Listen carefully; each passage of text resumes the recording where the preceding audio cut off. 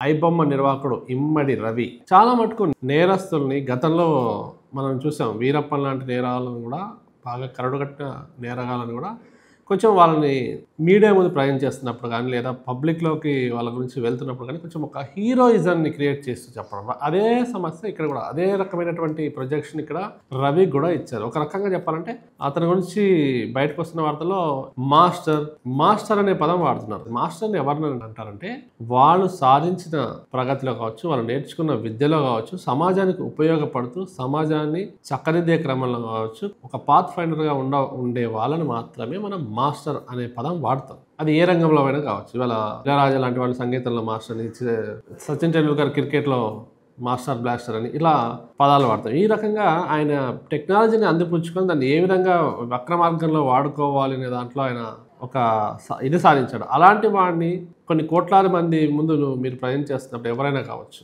Social మీడియాలో కావచ్చు, ఇంకొకరు కావచ్చు, హీ బికమ్ ఏ మాస్టర్. అందులో మాస్టర్ అయిపోయాడు అంటే పైరసీ ఎక్కడ చేసినా కూడా నేరమే. ఏ దశలో చేసినా, ఏ క్రమంలో చేసినా అది నేరమే.